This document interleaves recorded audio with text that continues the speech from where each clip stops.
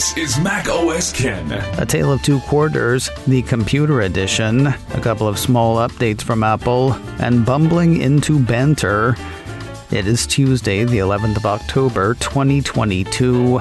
I'm Ken Ray, and this is news from macOS Ken, brought to you by yours truly and sponsored by Ladder.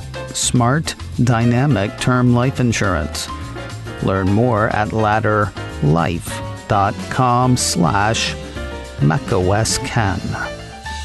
This show is also sponsored by BetterHelp Online Therapy. From a slight you can't let go of to a past trauma, all sorts of problems get stuck in our brains. Sometimes they're just annoying things we remember. Other times they are actual hindrances affecting our relationships, our careers, our total mental health. If you've got any problem like that you can't shake, you may need help. And BetterHelp is a good place to start. BetterHelp is online therapy, making it easy to find a therapist, easy to see a therapist, and easy to change therapist if the one you find isn't right for you. I say see a therapist, but that's up to you. Phone, video, text. I prefer the phone with BetterHelp, but whatever works best for you, that is how BetterHelp works. It's convenient, it's accessible, and it's affordable. When you want to be a better problem solver, therapy can get you there. Visit BetterHelp.com/macOSKen today to get 10% off your first month. That's BetterHelp.com/macOSKen. BetterHelp.com/macOSKen. And thanks to BetterHelp for sponsoring today's show. Early in the day on Monday, IDC hit with computer numbers that looked absolutely amazing for Apple. Late in the evening on Monday, Gartner hit with numbers that looked as bad for Apple as every other computer maker out there. Last quarter was a bad quarter for laptops, notebooks, and computers of all sorts, according to the market tracker IDC, the Mac not included. CNET had the firm reporting sliding computer sales. According to IDC, the September quarter saw global computer shipments slip to 74.3 million machines. That was a little bit better than the June quarter, but nowhere near as good as the same quarter a year ago. Shipments for the third quarter of 2022 were down 15% versus the third quarter of 2021, according to IDC. I know what you're thinking. Economic uncertainty, right? Well, that might be part of the problem. The CNET piece lists a couple of factors for the fall: lower demand and problems in the supply chain. Another piece on the numbers from Cult of Mac says the supply chain issues were tied to a wave of COVID lockdowns implemented in China in late spring and early summer of this year.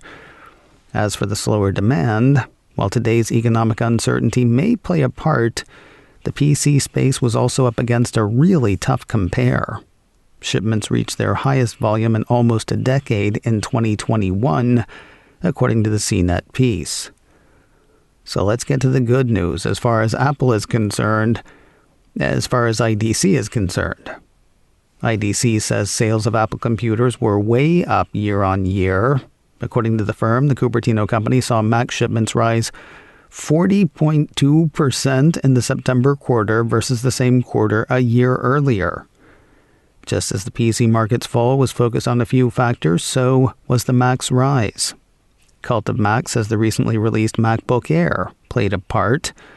Additionally, Apple was able to spend the September quarter catching up on demand that had built after the COVID lockdowns in the supply chain in China earlier in the year. Going through IDC's numbers, the Cult says Apple shipped 10.1 million Macs in the September quarter. That was way up from the 4.7 million machines it shipped in the June quarter and way up from the 7.2 million shipped in the September quarter of 2021. Of the top 5 computer makers tracked, IDC says only Apple was able to show growth last quarter. Running down those five, Lenovo saw shipments drop 16.1%, HP saw them drop 27.8%, Dell saw them drop 21.2%, Apple saw shipments rise 40.2%, and Asus saw shipments drop 7.8%. The gray group of others fared no better. The And the Rest crew saw shipments decline 19.4%, according to IDC. Now, much later in the day on Monday, so late we call it night in most parts, IDC competitor Gartner hit with numbers that were largely in line with IDC's, with one major exception. That firm says Mac shipments fell about as hard last quarter as the rest of the personal computer space. It's really pretty amazing. While IDC saw Mac shipments of 10.1 million units, up 40% year on year, Gartner saw shipments of 5.8 million units, down 15.6% from the same quarter a year earlier. Otherwise, it is kind of amazing how close they were. According to Gartner, Lenovo shipments were down 15.3%, HP was down 27.9%, Dell shipments were down 21.1%, Apple shipments were down 15.6%, Asus shipments were down 7.5%, and Acer shipments were down 25.6%, and the rest were down 17.3%. Seriously, the furthest off these two firms were, besides the wild divergence on Apple, was 2 percentage points on the others category and the surprise inclusion of Acer by Gartner. I first spotted the Gartner numbers on Philip Elmer-DeWitt's Apple 3.0. There, he posed an interesting question. Up 40% year over year in one estimate and down 15.6% in the other. Why do these guys have so much trouble with Apple, and only with Apple? Wouldn't it be nice to know? Apple hit with a couple of small but important OS updates on Monday. First, a piece from Mac Rumors says the Cupertino crew let fly with iOS 16.0.3. Issues addressed include a problem where iPhone 14 Pro and iPhone 14 Pro Max were not getting incoming call and app notifications in a timely fashion, or at all in some cases. A problem where the mic volume was too low on CarPlay calls using one of the iPhone 14 models. A problem where the camera on Apple's latest Pro phones was slow to launch or switch between modes. And an issue where a malformed email could make the Mail app go crashy crash at launch. The other OS update was for one of Apple's wearables. A separate piece from Mac Rumors had Apple releasing watchOS 9.0.2 on Monday. Issues addressed with this one include one where Spotify would not stream properly from the Spotify app for Apple Watch, one where the snooze alarm kept piping back up for assistive touch users even after the alarm was deleted, one where fitness and wallet data wasn't syncing completely for a newly paired watch, and one where audio on the mic was working intermittently for some Apple Watch Ultra and Apple Watch Series 8 users. It goes without saying the updates are free. Each is available in the usual way.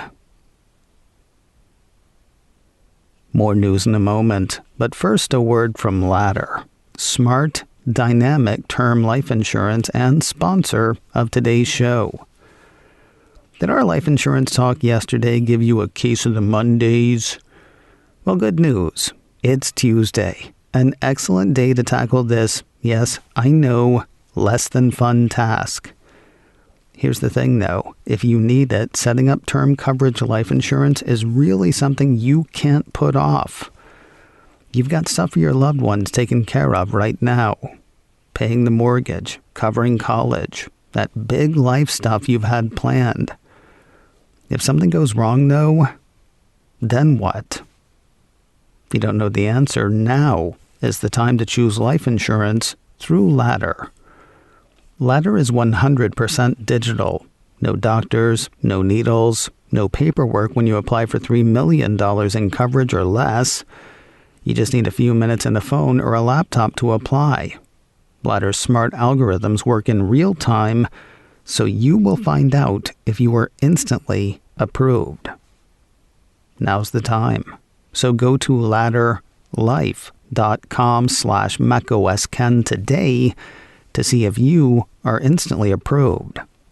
That's LADDER life.com/macOSKen. ladderlife.com/macOSKen. The Apple TV Plus smash Ted Lasso keeps blurring the line between AFC Richmond and reality. On his recent trip to the UK, Apple CEO Tim Cook was photographed in the stands of the fictitious football club, cheering with some of the show's actors or, characters maybe. The club will be featured in FIFA 23, a football/soccer video game that features managers, coaches, players, and teams from real life.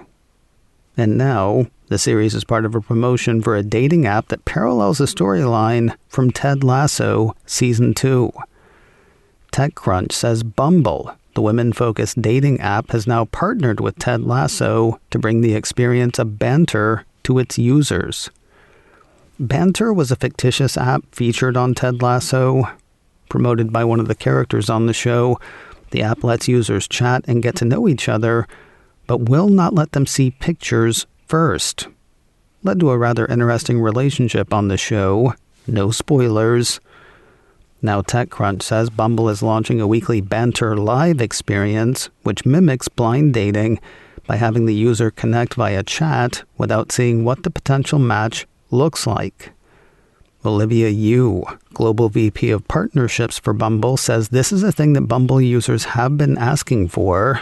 The piece has her saying in a statement, "The premise of Banter is a dating experience many of our members have expressed interest in over the years.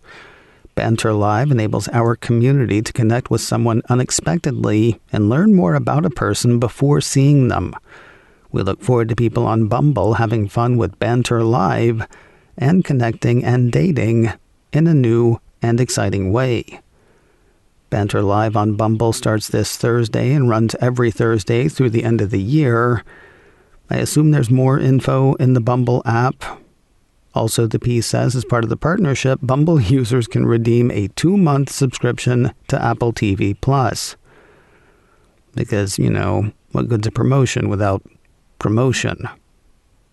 And finally today, the start of November tends to be kind of heavy on Apple TV Plus. We heard last week that the Jennifer Lawrence, Brian Tyree Henry drama Causeway will release the first weekend of the month. Now a piece from 9 to 5 Max says the Selena Gomez documentary, My Mind and Me, will premiere on the same day. According to the report, the intimate documentary film follows Gomez over the last 6 years of her life, confronting her mental health challenges. Behind the scenes of her celebrity status, she battled with bipolar disorder and the skin condition lupus. Her lupus was treated with a course of chemotherapy. If you want to make a night of it, maybe send the kids to bed early. Both Causeway and the Gomez documentary are rated R. Both hit Apple TV Plus on Friday, the 4th of November. Trailers for both the drama and the documentary are available now on YouTube. On the latest Daily Observations podcast from the Mac Observer, while Apple's crash detection may seem pretty amazing, it is even more involved than most people know. TMO managing editor Jeff Butts and I talk over some new information from Apple executives about the safety feature. Plus Bumble and Banter and blurring the line between fact and fiction. That is all on the Mac Observer's Daily Observations podcast, online at macobserver.com or wherever you get podcasts. macOS Ken, brought to you by me and sponsored by BetterHelp Online Therapy. Get 10% off your first month at betterhelp.com/macOSKen. This show is also sponsored by Ladder, smart, dynamic term life insurance. Learn more at ladderlife.com/macOSken. Advertising handled by Backbeat Media. Online at backbeatmedia.com.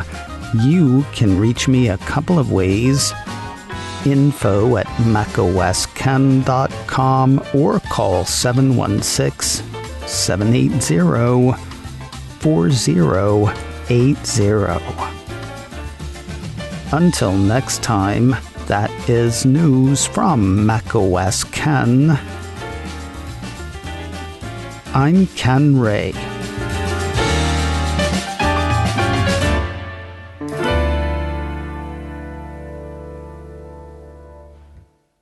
Ciao.